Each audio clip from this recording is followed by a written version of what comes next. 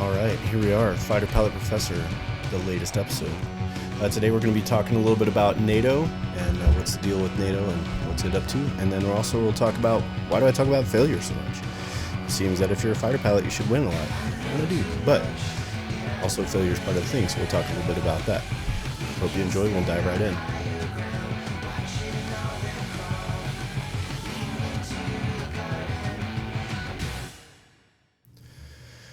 So recently, former President Trump got himself in a little bit of a controversy, we'll say, around discussions about NATO, which brought up a lot of questions, folks, to me about what does he mean by all this, and what is NATO about, and how does it work, and why is there so much consternation around it? So, sort of simplifying it a little bit, the short story is NATO was formed in 1949, and we've talked a little bit about the post-World War II world order. And so NATO is largely a part of that post-World War II world order. It was formed in response to the threat of the Soviet expansion. At the end of World War II, the Soviets did not disband or demilitarize their military like most other nations did. Additionally, they did not withdraw their military completely or even partially from the areas that they occupied at the end of World War II. So nations like Poland, Hungary, parts of Germany, etc., while the United States and France and Great Britain, etc., kept parts of their military in Germany as part of an occupation force, they largely demobilized their militaries and brought them back home. The Soviets, on the other hand, did not do that. And the Western nations quickly realized that if the Soviets decided to do so, they had a ready, prepared numerical advantage, and they could just basically take over the rest of Western Europe if they so desired. And so in response, no one nation had the wherewithal or the political will or, frankly, the economic power to build an army big enough to hold back the Soviet Red Army. And so the idea was, if we band together, then we can help stop the expansion of Soviet communism, particularly in Western Europe. And so that was the original construct of NATO. Obviously, after the Soviet Union fell, that construct sort of came under scrutiny. But as the 90s went along, NATO became involved in conflicts in the Balkans. And then after September 11th, 2001, was actually the first time that NATO enacted what's called Article 5. Article 5 is the mutual defense part of the NATO founding documents. And this Article 5 clause states that an attack against one NATO nation is considered an attack against all of them, and so they should respond accordingly. Now, here's where the interesting parts of NATO come into play. And I've had the opportunity to serve as an American representative in NATO, and it's an interesting place. But everything in NATO is A, voluntary, and B, every decision in NATO is made through consent. In other words, every nation either has to consent or at least abstain before NATO takes action. In other words, if there's any no's, then NATO cannot take, as a group, NATO cannot take action. And that's both on the political and the military side. NATO has both political and military sides. So that's one unique part. So even if Article 5 is invoked, as it was after September 11, 2001, for the first time in NATO history, the nations involved, A, had to vote in favor of it or at least abstain, and then B, they could or could not voluntarily participate in the operations in Afghanistan in order to carry out this self-defense clause after the September 11th attacks.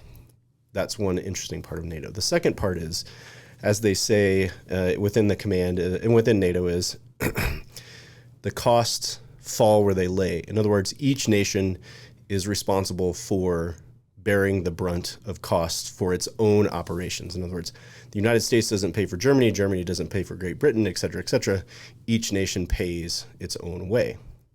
So that kind of is where President Trump takes exception with NATO, is that the United States has a large contingent within the NATO command structure, both politically and military, and so the United States pays relatively speaking, pays a larger portion of the bill to support NATO operations. But that's because that is effectively an American operation, right?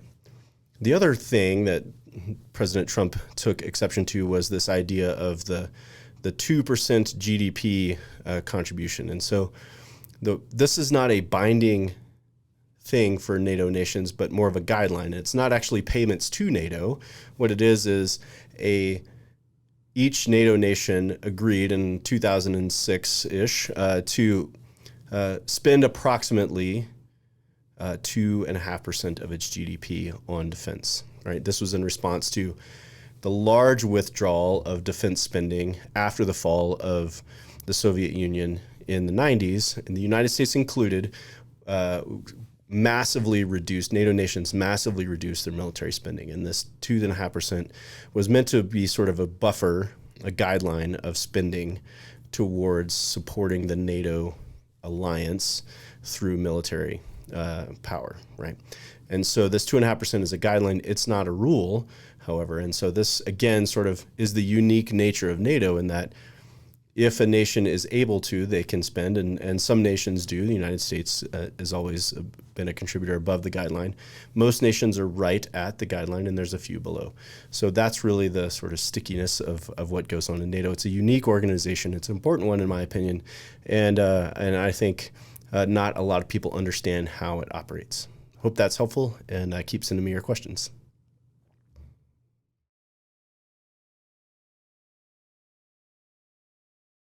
So somebody asked me recently, why do you talk about failing so much? I thought you were a fighter pilot, and fighter pilots are supposed to be winners. And you're right, we are.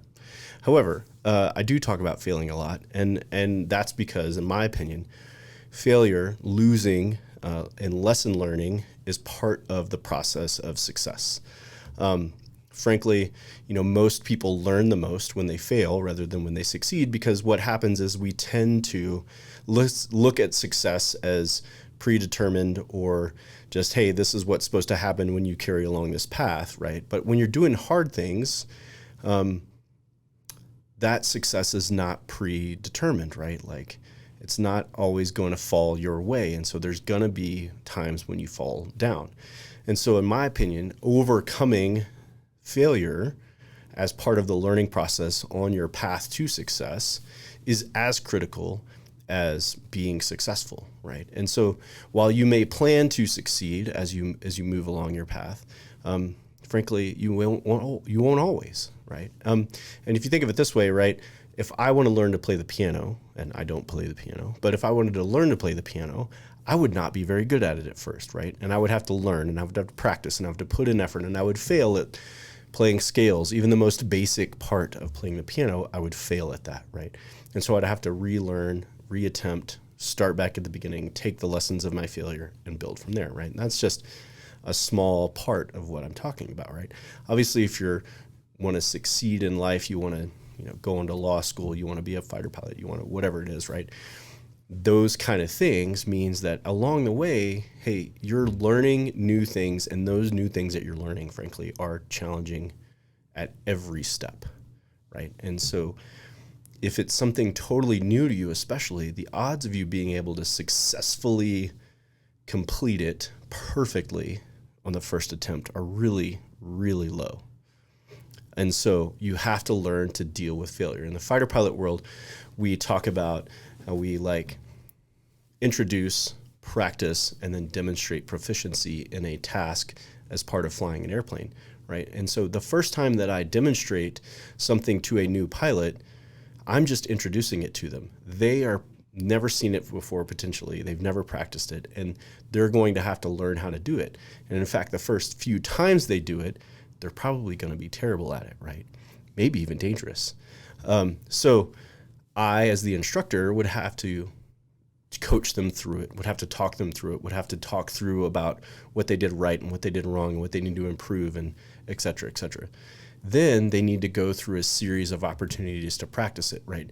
And hopefully at each series of practice, they improve incrementally along the way, but there's still going to be failures before they finally do what we call demonstrate proficiency. In other words, they can finally complete this task successfully on their own without any inputs from me as their instructor, and they know how to do it at least a certain level of proficiency.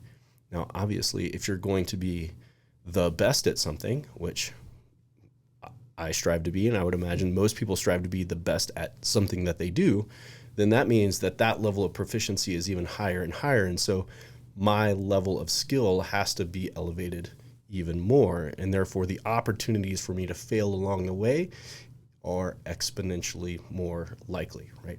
And so therefore, I talk about failing a lot because if you're doing something difficult and you want to be excellent at it, the odds of you failing to do so along the way are really high, and you have to learn to deal with it.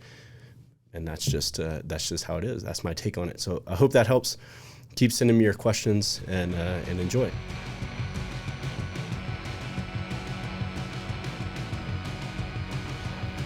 All right, so there we go, wrapping it up. New episode of the Fighter Pilot Professor. I hope you enjoyed it. I hope you learned a little bit about NATO. It's a unique organization and frankly a very important one. And I enjoyed my time working there. And then I hope you learned a little bit about failing and why I think that failing is such an important part of learning and success. Keep sending me your questions, and I hope you have a great day.